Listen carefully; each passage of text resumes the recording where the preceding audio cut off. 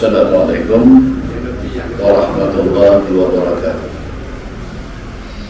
Alhamdulillahi rabbil alamin, wassalatu wassalamu ala asyrafil anbiya wal mursalin wa ala alihi wa sahbihi ajma'in. Subhanaka la ilma lana illa ma 'allamtana innaka antal alimul hakim. Wala hawla wala quwwata illa billahil aliyyil azim. Alhamdulillah, kita syukur kepada Allah yang telah melimpahkan kepada kita rahmatnya dan ni'matnya. Muslimin muslimat yang hormati dan kasih sayang, kita sambung sirah Nabi Hud alaihissalam, di mana kaum Nabi Hud ini ialah kaum Ad. Kaum Ad merupakan kaum Nabi Hud alaihissalam. Kaum Nabi Hud ini dia syirik kepada Allah Subhanahu wa taala kerana menyembah berhala, atau menyembah yang lain pun syirik juga. Kaum Nabi Hud yang menyembah berhala. Kata Ibnu Katsir, mereka kaum Nabi Hud ini mempunyai 3 berhala yang besar. Ada 3 berhala besar yang dipuja oleh kaum Nabi Hud. Pertama sekali bernama Syada, yang kedua bernama Syamula, dan yang ketiga bernama Kara. Tiga kaum itu berhala kaum Nabi Hud, bernama Syada, Syamula dan Kara. Berhala zaman kita ini bukan 3 ribu-ribu berhala. Kami saja berapa berhala ada. Ini berhala yang dipuja oleh kaum Nabi Hud. 3 berhala besar ini, Syada, Syamda dan Kara. Ada nama dia. Mereka percaya berhala-berhala itulah yang telah menyuburkan tanah dan tanaman mereka. Ini kepercayaan Tarun. Tanah mereka subur ini kibala, batu yang dicomot yang mereka puja. Mereka tanah mereka subur ini kibala, berhala waktu air hujan. Ini penyakit manusia sepanjang zaman. Penyakit syirik kepada Allah, puja orang ini menyebabkan manusia jadi punah akidah mereka. Bila Nabi Hud mengkritik berhala itu, Nabi Hud kritiklah, sebab berhala ini menyesatkan manusia. Maka mereka pun jadi malu. Bila kritik jadi malu. Manusia tak boleh dikritik. Orang baik kalau kritik tak apa. Kritik nak betul nak comel tak apa. Tapi bagi orang yang akhlaknya buruk, orang kritik tak boleh. Nak betul jalan pemikiran dia, akidah dia yang salah, nak betul, tak boleh kritik, tak boleh buruk. Mereka menjadi sangat malu dan tuduh Nabi Hud gila.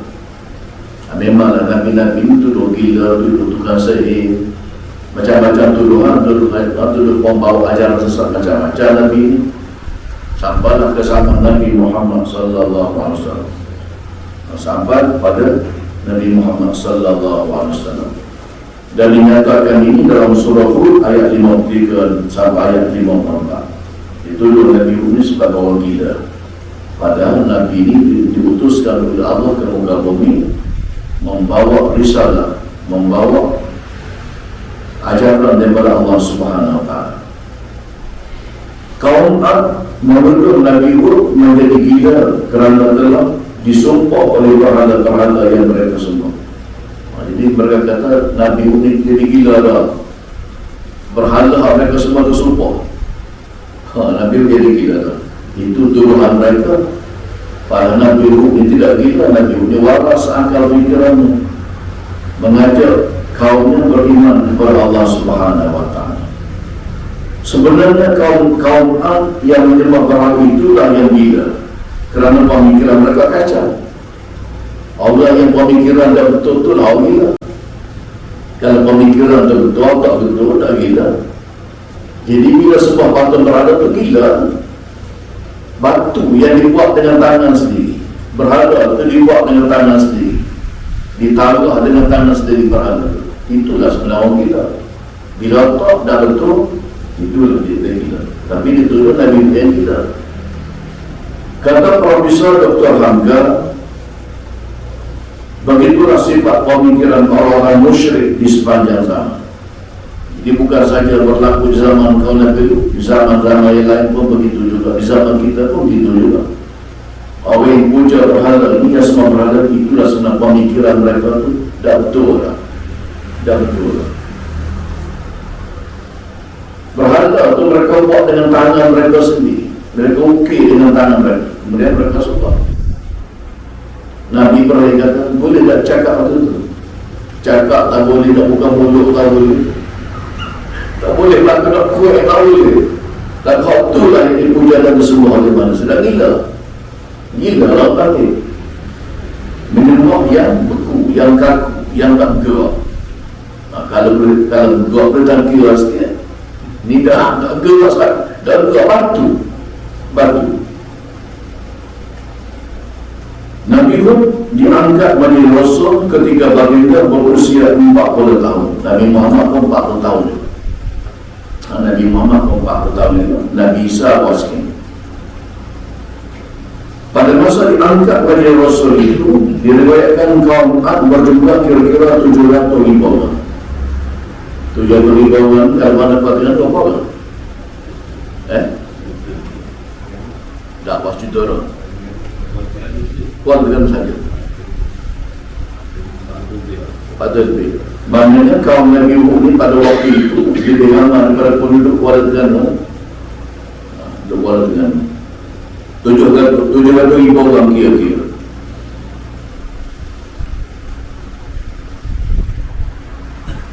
Di mana Allah Subhanahu wa taala menyatakan wa ila adin akhahum huda qala ya qaumi ibudullaha ma lakum min ilahin ghairu afala tattaqun.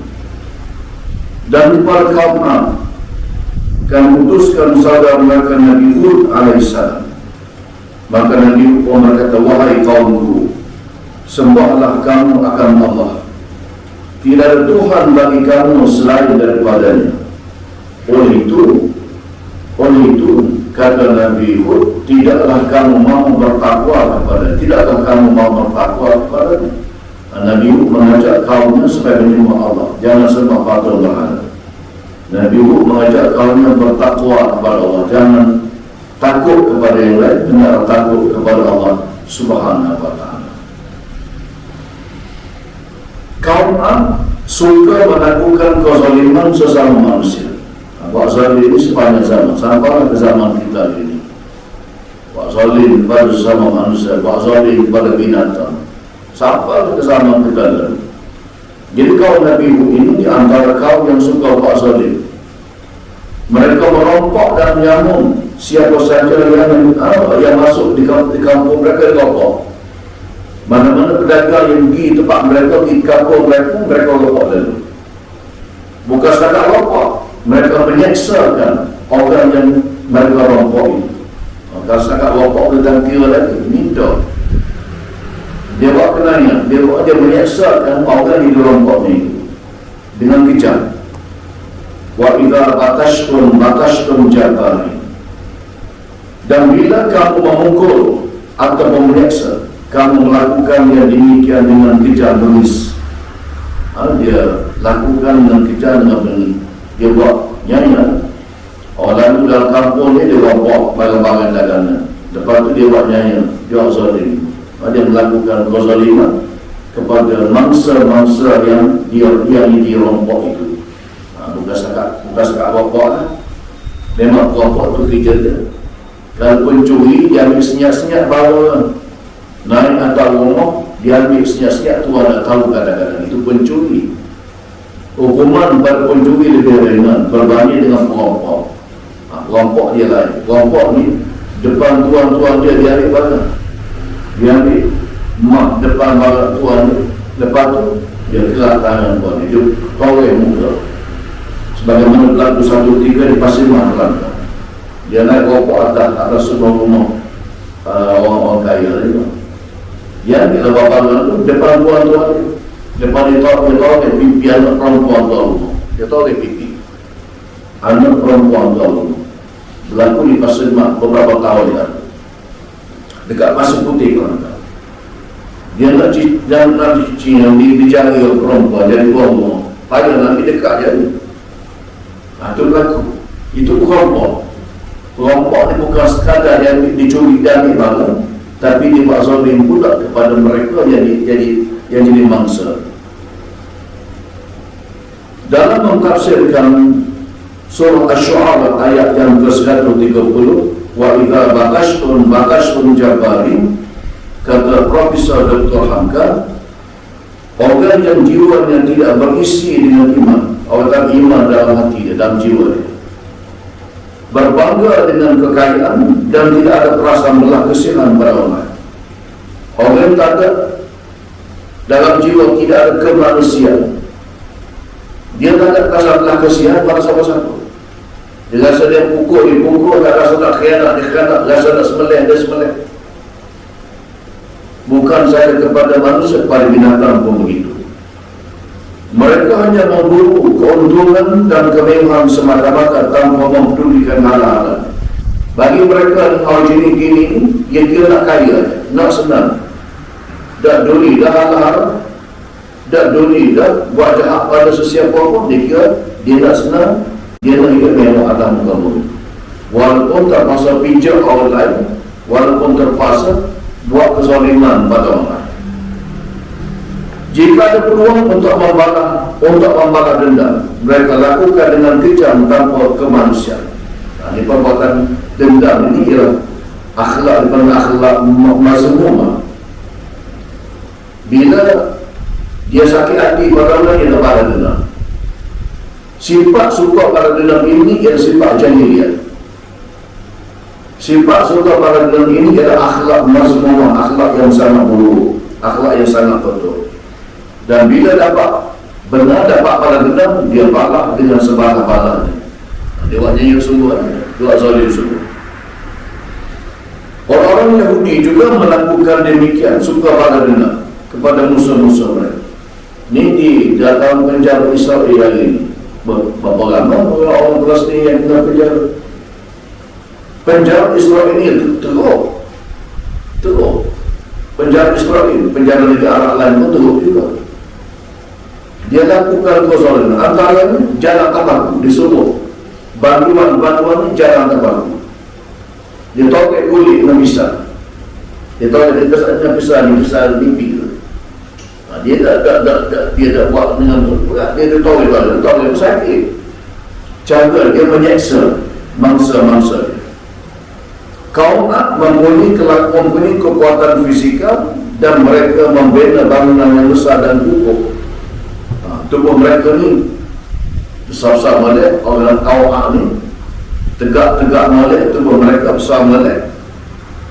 Dan mereka buat bangunan rumah mereka tinggi-tinggi dan hebat. Mereka buat bangunan tinggi-tinggi, rumah mereka tu bila-bila bukit. Binaan bangunan tersebut menggambarkan kecintaan mereka kepada dunia. Mereka buat bangunan yang besar-besar, yang hebat-hebat, dan mereka hidup dalam keadaan yang mewah.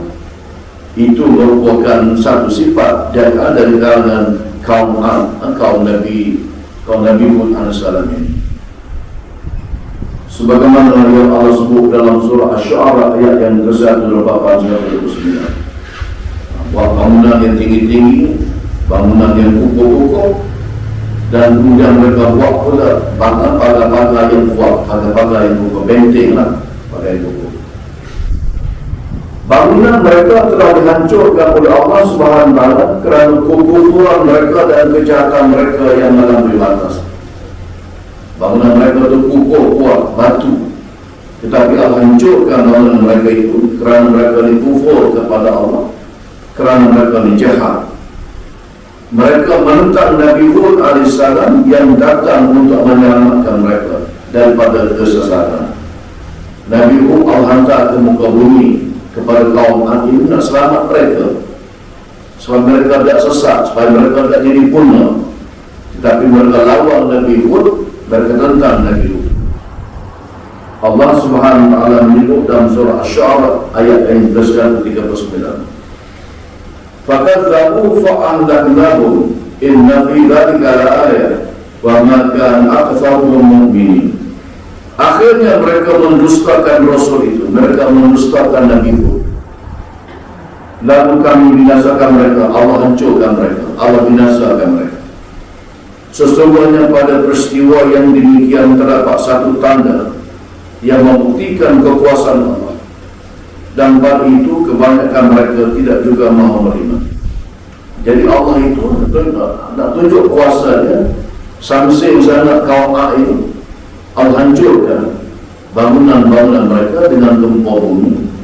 Allah hancurkan tempat kediaman mereka. Itu adalah sebagai tanda kekuasaan Allah, nak jadi satu contoh dan iktibar bahawa masyarakat zaman ini jangan jadi perangai macam kaum Hud, kaum Nabi Hud, kaum A yang sangat jahat dan sangat durhaka kepada Allah Subhanahu wa ta'ala. Ibnu Katsir dalam menguraikan ayat yang ke-139 surah Asy-Syu'ara yang kita sebutkan tadi, dia kata kaum ini ialah manusia yang sangat tertutup pemikirannya. Pemikiran tertutup itu maknanya dia tak terima pandangan-pandangan yang baik daripada Nabi Hud. Nabi Hud menyampaikan ajaran yang betul, ajaran daripada Allah SWT. Dia tunduk telinga, dia tolak, dia tak mau dengar. Ini maknanya orang yang kalau tolak kebenaran ke berat sekali. Orang yang tolak kebenaran itu maknanya orang takabur. Sesiapa pun yang tolak kebenaran, mana betul dia tolak, itu takabur. Dan takabur ini satu sifat yang celaka. Walaupun takabur ni ada sikit dalam hati, walaupun sebesar zarah dalam hati, takabur ni Allah akan campakkan orang takabur ini ke dalam neraka. Walaupun sebesar zarah ada takabur dalam hati. Dan Allah laknat iblis kerana dia takabur. Takabur dia dilaknat oleh Allah SWT. Dan dosa makhluk Allah yang paling awal ialah takabur. Bukan dosa kibutu, bukan dosa binatang, bukan dosa lain, dosa takabur yang pada awal sekali. Iblis dia takabur, dia merasakan kejadian dia lebih baik daripada kejadian manusia yang Allah jadikan daripada Adam bin Tur.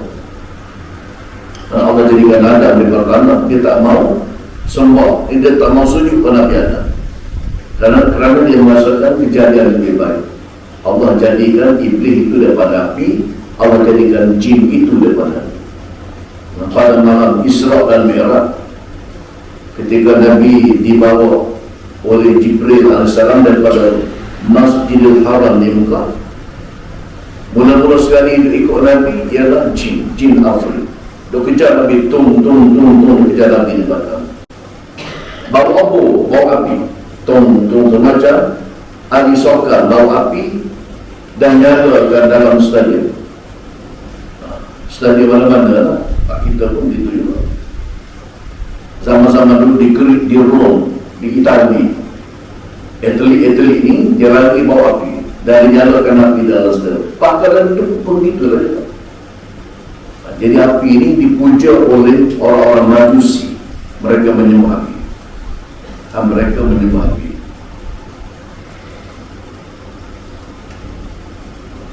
Nabi Hud AS menyuruh kaumnya menyembah Allah Subhanahu wa ta'ala dan melarang kaumnya melakukan kezaliman kepada sesama manusia.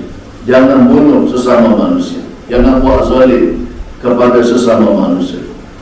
Inilah dakwah yang disampaikan oleh Nabi Hud AS. Mereka terus berpegang dengan kuat warisan untuk nenek moyang. Ini manusia yang tak mau berubah ni dia pegang lah pasal untuk nenek moyang.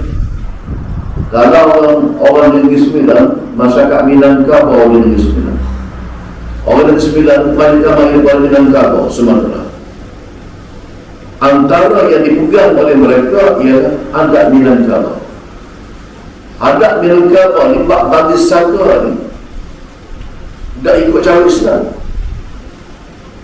Bagi saka tak ikut cara Islam. Anak lelaki sikit pada harta. Kalau hayat mati ke, mau mati ke, meninggalkan harta banyak, anak perempuan dia berada. Hal lagi ni bawa swadaklah hal lagi.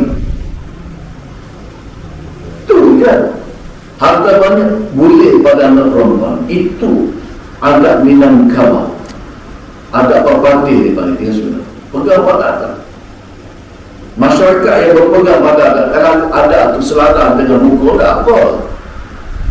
Ada tu berlaku dengan hukum, sesuai dengan hukum, tak apa. Tak sampai ada satu kesalahan. Tapi kalau ada tercantum dengan hukum Allah, kena tolak. Kena tolak. Ada cantum. Dalam masyarakat Melayu ni banyak ada yang tak berapa nak ikut lain Islam. Tak ada, banyak ada. Orang kita ada pegang sangat lagi. Ada. Kalau ada tu sama dengan hukum, tak apa. Tak jadi satu kesalahan. Dan ni jangan ada, kita dengar tak melengah buruk. Tak ada. Zaman-zaman depan ada. Kalau jatuh kiri jadi gini, wanya jatuh kiri jadi gini, jatuh kanan jadi gini, ada. Kalau dia ke Melaka, dia mandi di Tanjung Keling, Melaka. Dia cair. Ini bukan orang Hindu. Orang Hindu mandi di Sungai Genji, Sungai Indus. Ada di kalangan masyarakat Islam, dia mandi di Tanjung Keling, Melaka. Dan buat dosa namanya. Ini ada. Banyak ada. Begitulah juga kepercayaan kepada kuning, warna kuning itu. Warna kuning itu percaya pada nasib. Pulut kuning itu boleh pergi semana. Itu salah. Pulut kuning pergi semana supaya kuat semangat. Salah. Pulut tak ada beri apa-apa. Yang boleh semangat ini ialah Allah Subhanahu Wa Taala. Yang membangkitkan semangat. Yang boleh, itu Allah. Jadi nak makan pulut kuning tak apa, tak salah. Tapi kepercayaan tak boleh. Percaya pulut boleh jadi gini, boleh jadi gini, boleh jadi gini. Sama-sama dulu banyak lama pulut dikubur. Aku bawa orang terkenal. Bayi Nasrah penuh dikubur. Jadi kepercayaan yang kamu baru banyak lagi terdapat dalam masyarakat. Cuma kat kita ni banyak orang dah orang dah pucuk kubur dalam zaman-zaman dulu. Pucuk kubur ni jadi sayang. Kalau di India dekat dengan New Delhi, dekat dengan Nizamuddin. Nizamuddin ni Makkah Tabligh di situ. Dekat tu ada sebuah bangunan macam-macam masjid nampak. Rupa-rupanya bukan masjid, kubur seorang ulama terkenal zaman dulu. Dia buat bangunan atas kubur. Buat bangunan atas kubur tak boleh. Dalam kitab Riyadhus Shalihin pada sebuah ada hari Nabi, tak boleh buat bangunan di atas kubur. Macam rumah ni tak macam masjid dia buat. Dia orang pergi kubur Syekh Nizamuddin.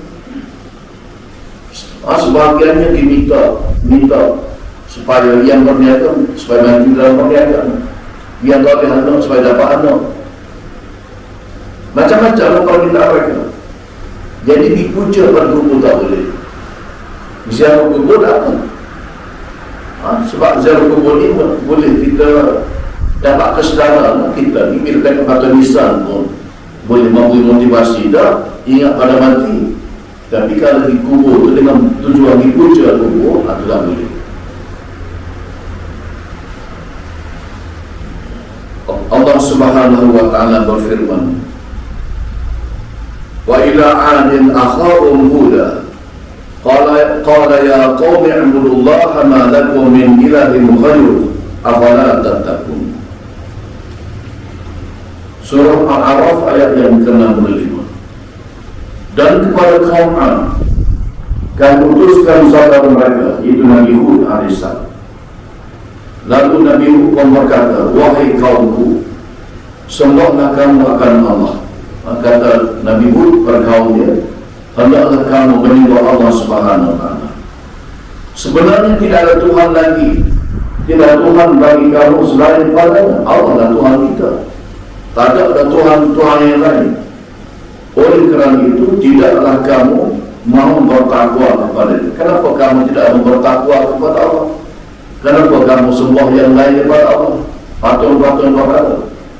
Nabi Hud memberikan peringatan kepada kaum supaya bertakwa kepada Allah, supaya beriman kepada Allah, dan jangan menyembah selain daripada Allah Subhanahu wa Ta'ala. Baginda menyuruh kaumnya bertaubat di atas kesalahan-kesalahan yang telah dilakukan dan jangan lagi mengerjakan kejahatan. Kata Nabi Hud, kalau kamu buat salah, bertaubat, dan jangan lagi buat jahat, jangan lagi buat zalim kepada sesama manusia. Nabi Hud juga mengingatkan kaumnya supaya ikut ajaran tauhid, ajaran yang benar, yaitu menyembah Allah Subhanahu wa Ta'ala, beriman kepada Allah Subhanahu wa Ta'ala, sebagaimana disebut dalam surah Hud ayat yang ke-52. Nabi Hud juga tidak mengharapkan sebarang upah daripada kaumnya. Dia berdakwah siang malam, pagi petang, siang malam, macam Nabi Nuh juga. Tak berhenti, ajak kaumnya beriman pada Allah. Dan dia tak nak upah pun, dan nak sebarang upah. Dia berdakwah, ajak kaumnya beriman pada Allah dengan titik peluh dia. Tiap hari dia berdakwah. Dia tidak mengharapkan apa-apa kepada kaumnya. Baginda hanya mengharapkan kaum Ad itu berubah jadi orang yang beriman dan mengerjakan bagian itu yang dia nak. Nabi Hud ialah kaumnya ini berubah jadi orang baik, jadi orang beriman kepada Allah, jadi orang bertakwa kepada Allah, menyembah Allah Subhanahu wa Ta'ala. Allah Subhanahu wa Ta'ala berfirman, "Ya qawmi la as'alukum alaihi ajra, in ajriya illa 'ala alladhi fatarani, afala ta'qilun." Wahai kaum, tidakkah aku meminta sebarang upah daripada kamu tentang ajaran yang aku sampaikan? Upahku hanyalah daripada Allah yang menciptakan aku. Maka mengapa kamu tidak mahu menggunakan akal untuk mengetahui kebenaran? Itu di antara kata-kata Nabi Hud kepada kaumnya, kaum Ad, supaya kaum Ad ini beriman kepada Allah Subhanahu wa Ta'ala dan tidak menyembah yang lain, supaya kaum Ad ini menggunakan akal. Jangan tak gunakan. Allah berikan akal supaya gunakan akal. Allah Subhanahu wa Ta'ala berfirman lagi, "Wa ma as'alukum 'alaihi min ajrin in ajriya illa 'ala rabbil 'alamin." Dan aku tidak meminta kepada kamu sebarang upah mengenai apa yang aku sampaikan kepada Tuhanku. Aku tidak minta upah, aku suruh kamu beriman. Balasanku hanyalah terserah kepada Allah. Itu terpulanglah kepada Allah, nak bagi apa-apa kepada aku. Aku tak minta upah kepada kamu, aku ni menyampai yang betul kepada kamu. Upah aku daripada Allah Subhanahu wa Ta'ala. Nabi Hud menyuruh kaum dan kaum Ad supaya mengikut perintah Allah Subhanahu wa Ta'ala yang telah banyak memberikan nikmat kepada mereka, seperti nikmat anak yang lama. Kita ni, manusia ni, Allah beri berbagai-bagai nikmat. Nak bilang nikmat Allah tak terbilang. Kalau air laut jadi dakwah, ganti kayu jadi pen, nak tulis nikmat Allah tak tertulis, banyak sangat. Allah beri nikmat anak, Allah beri pula binatang ternakan biak pada kaum Ad, biak binatangnya. Allah berikan pula mata air yang menyuburkan tanaman, tubik mata air daripada bumi, tubik air daripada tanah daripada bumi. Digunakan air itu untuk menyuburkan tanaman-tanaman mereka. Sebagaimana disebutkan dalam surah Asy-Syu'ara ayat 132 sampai ayat 134. Dakwah Nabi Hud tidak memberi kesan kepada hati kaum yang degil dan keras ini. Tak kesan apa? Hati yang degil, hati keras, buat ayat warna-warna pun. Melainkan orang yang hati lembut, mudah. Macam Sayyidina Umar, gerah-gerah dia pun hati lembut. Sayyidina Umar kata gerah dia, tapi lembut. Bila adiknya Fatimah membaca ayat Quran surah Taha ayat 1 sampai ayat yang kelima, adik lepas kata apa ada darahnya. Dia dengar ayat Quran surah ayat 1 sampai ayat 5 surah Taha, maka hati dia lembut sekali. dicari Nabi Muhammad dan memeluk Islam yang dihadapan Nabi Muhammad sallallahu alaihi wasallam. Jadi kalau anak hati-hati keras sikit tu, ada gitu baca surah Taha. Baca surah Taha ayat 1 sampai ayat 5. Ayat itu melembutkan hati Sayyidina Umar. Dakwah Nabi Hud tidak memberi kesan pada hati kaum Ad yang keras dan degil itu. Akhirnya baginda memberi peringatan kepada kaum Ad, Allah akan turunkan azab kepada mereka. Allah akan turunkan azab kepada orang durhaka.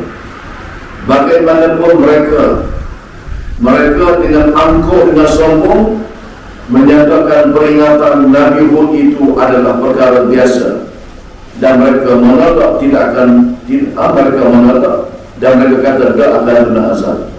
Walaupun mereka buat zalim, walaupun mereka tidak beriman kepada Allah, mereka kata kami tidak akan kena azab. Adalah kesombongan kaum Nabi Hud, kaum Ad yang disebut dalam Quran dibinasakan oleh Allah SWT. InsyaAllah kita akan cerita lagi kisah kaum Nabi Hud ini dalam kuliah kita yang akan datang. Wallahu a'lam wa billahi taufiq wal hidayah. Wassalamualaikum warahmatullahi wabarakatuh.